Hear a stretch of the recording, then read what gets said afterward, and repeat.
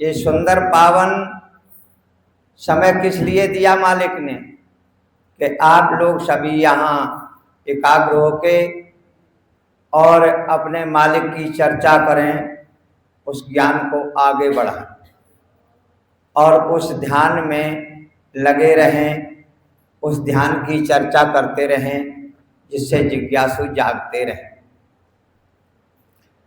तो बात विषय की ये आती है कि सत्संग तो बहुत अनेक भांत से होता है, लेकिन हमें ये पता नहीं लगता हम किस पिता के पुत्र हैं और किस बाबा, कौन से बाबा हैं हमारे, कौन से परदादा हैं, कौन से उनसे भी बड़े दादा हैं।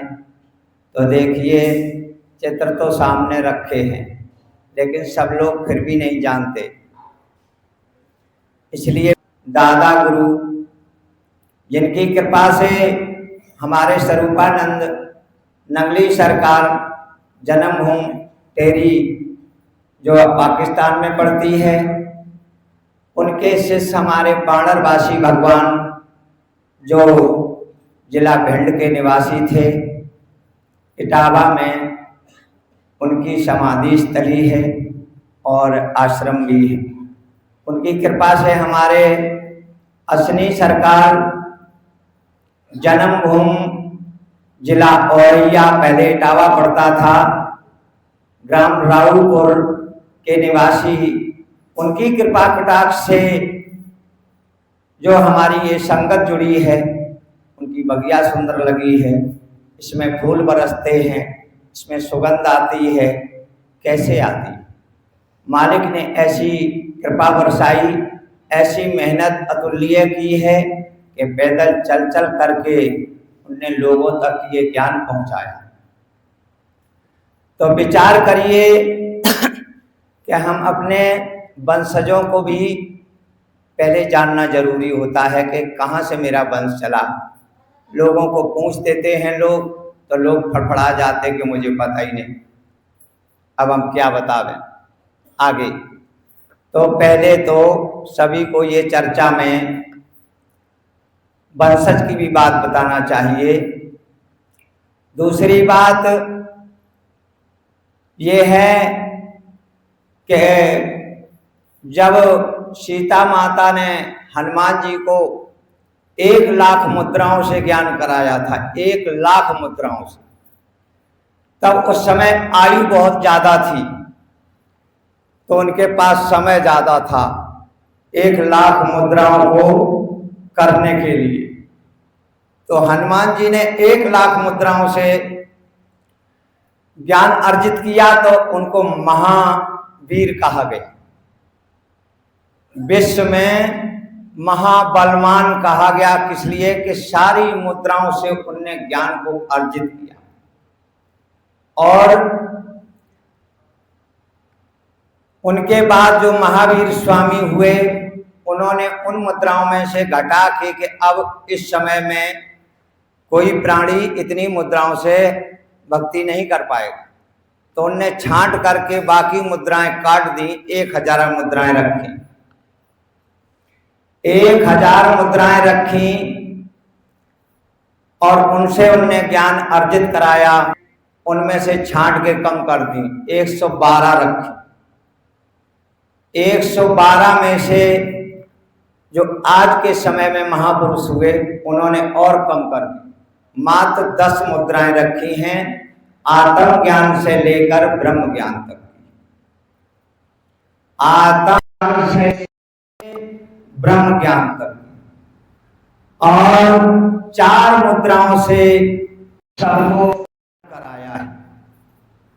और कि जब 4 मुद्राओं के ज्ञान से आप आत्म ज्ञान प्राप्त करेंगे, उसके आगे 6 मुद्राएं बताई जाएंगी जिससे आप ब्रह्म ज्ञान तक पहुंचेंगे। लेकिन लोगों को यही पता नहीं है कि ब्रह्म ज्ञान, सब कहते हैं कि मैं तो वहां तक पहुंच गया। कोई यहाँ अभी हमारे, लेकिन लोग मरना कोई नहीं चाहते। सब सोचते कि अब तो मेरी और उम्र बढ़ जाए, क्योंकि अब तो हम गुरु की शरण में हो गए, अब गुरु जी कृपा ऐसी करेंगे, अब मुझे मरने ही नहीं देंगे, लेकिन रास्ता सीधा मरने का बताया, सीधा, एक रत्ती भर उसमें अंतर नहीं दिया। मालिक ने कहा सीधे ध्यान में चले जाओ और मरो तो मर्ज आधार से मैं बोलूंगा, जो मुझे बोलना है वो नहीं बोलूंगा और जो नहीं बोलना वो बोल दूंगा। तो थोड़ी सी वाणी में अपने वाणी को विराम दूंगा। तो गुरु की समाधि स्थल है, वो संत के लिए या भक्त के लिए तीर्थ होता है। ये किसी का घर नहीं होता, ये पूजा का स्थल होता है और परमात्मा की चिंतन का स्थल होता है। इसीलिए सब लोग यहाँ एकाग्र होते हैं। का दर पे भले बुरे सब आवे, इच्छा पूर्ण होकर जावे। भले आते हैं, बुरे आते हैं, सबकी जैसी जिसकी इच्छा होती वो अपनी पूर्ण करके जाता।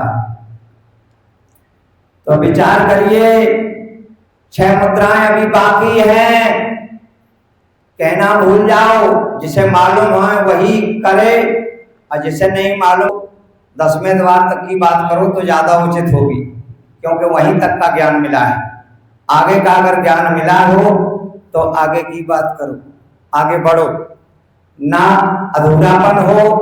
तो मालिक ने कहा है कि समय के महापुरुष से मिलकर अपने ज्ञान को आगे बढ़ाओ, अपने मार्ग को सीधा करो।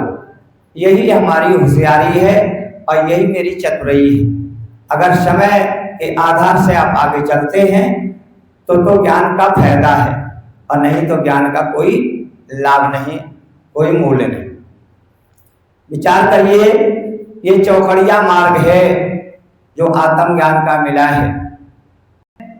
सर्फ दूसरा मार्ग है, मकड़ी, और तीसरा है मीन मार्ग, चौथा है विहंगम मार्ग। कौन कौन प्राणी इन मार्गों को जानता है और कौन इसमें चलता है? सर्प बिल में कैसे जाता है?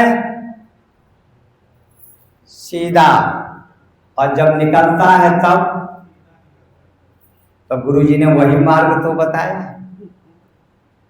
मछली किधर को चलती है जल में, बताइए? तो वही मार्ग तो बताया गुरुजी। मकड़ी जिस धागा को पकड़ के उतरती है और फिर चढ़ती कैसे है, उसी को समेट करके। और विहंगम पक्षी होता है जो दरे से उड़ जाता है बिना पंख हिलाए, सर से पंख साथ ही हिलते और साथ ही उड़ जाता, वो मार्ग बताया है। इन मार्गों पर हम चलेंगे तब पाएंगे ना, बातों से तो पाएंगे नहीं। तो विचार करिए, अभी आपको आत्म ज्ञान का मार्ग मिला है, ब्रह्म ज्ञान का नहीं मिला है, और इसको पहले पक्का करो और उसके बाद उसकी खोज करो। ये है होशियारी, और नहीं तो मेरी बेवकूफी है और नादानी है। विचार कर लीजिए। अब आगे तो कुछ और बताना चाहते थे, लेकिन अब यहीं से मैं एक छोटा भजन बोल देता हूं, क्योंकि फिर मेरा समय ज्यादा हो जाएगा, मैं वाणी का उल्लंघन नहीं कर।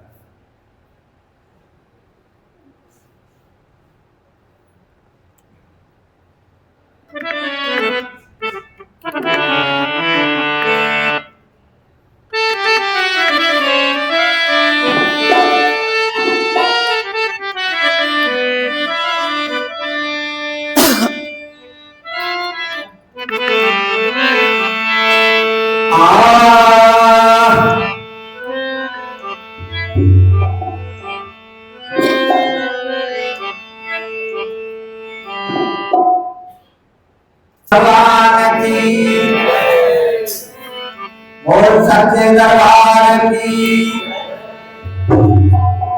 समय के आधार से मैं अपना भजन सुना देता हूँ, क्योंकि हम तो रोज बोलते बोलते ऐसे भी व्यस्त रहते हैं। 24 घंटा बोलना ही रहता है, तो ज़्यादा बोलने की अब शौक भी नहीं बची है।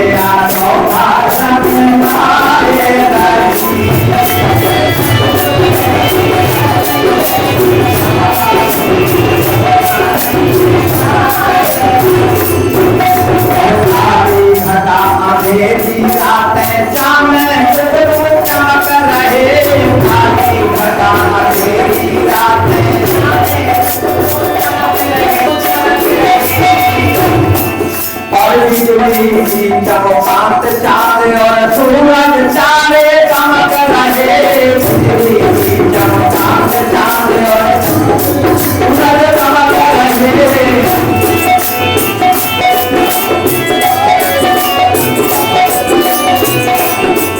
और यमन से जिया से चमके और चाँद से मारी हो जाती है रानो तारा के लाए रानी।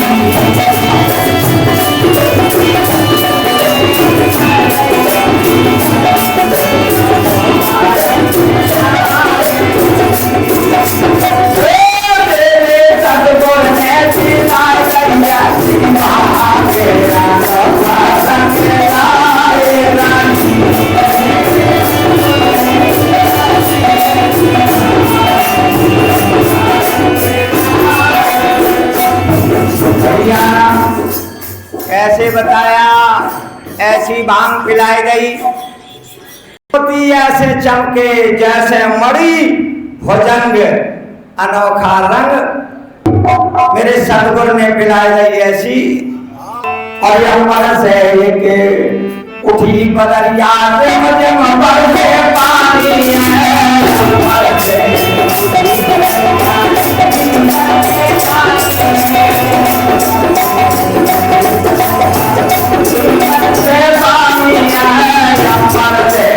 उठी बदरिया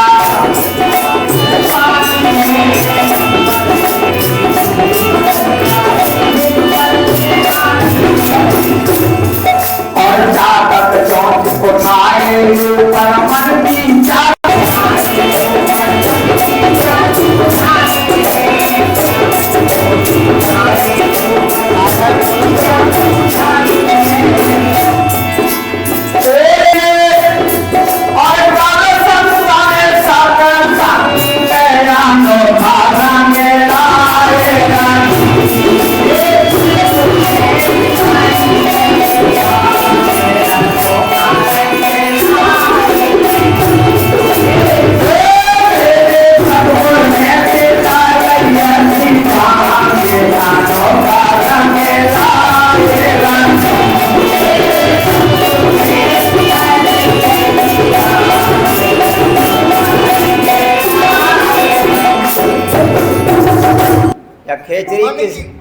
खेचरी क्यों लगाते हैं बताओ? गुरुजी ने विद्या बताई कि नहीं? चातक चोंच उठाए ऊपर मन की प्यास बुझानी, ओरे प्रेमी अमृत पीले कर संतन सत्संग अनोखा रंग, मेरे सतगुरु ने पिला दी ऐसी।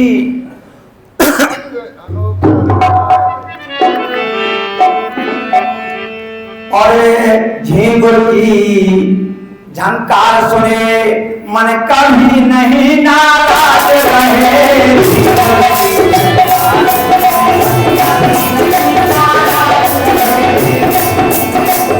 और सुने मन कभी नहीं नाराज रहे।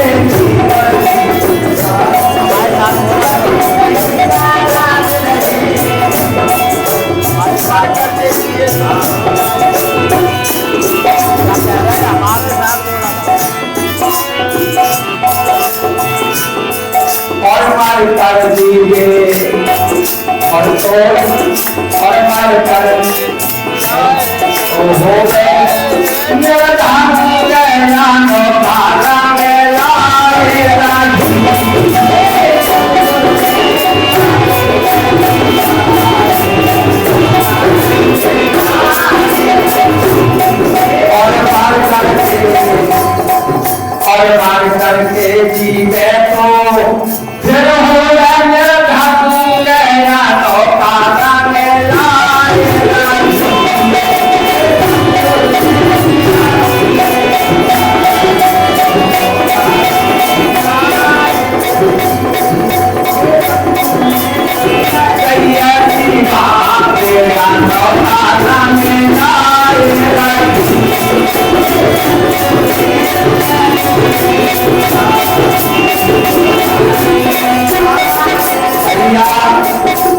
मर करके जीवे तो हो निर्धंग, अनोखा रंग लाए रही।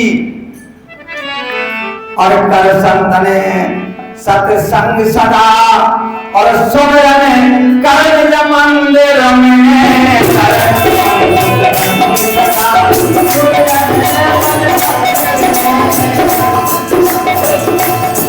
और कर सदा सत्संग नाम का सुमिरन कर निज मंदिर में, करो सदा सत्संग नाम का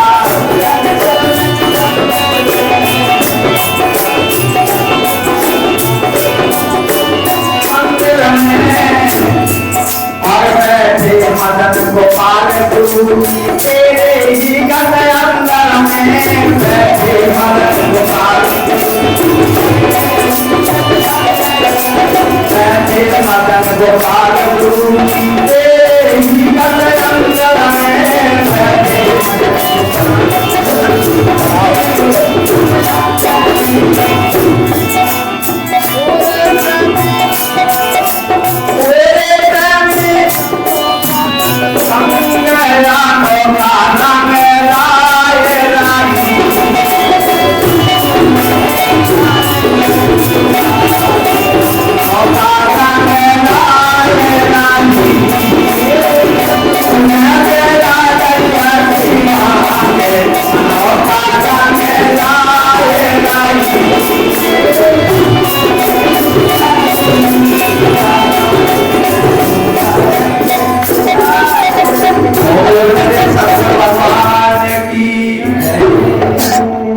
देखिए का सुमिरन करने मंदिर में, अब बैठे मदन गोपाल गुरु जी तेरे ही घट अंदर में। अब मैं अपनी वाणी को विराम करता हूं, और जिसको समय मिले वो अपनी वाणी को प्रस्तुत करें, और जितना मुझे समय मिला मैंने बोल लिया।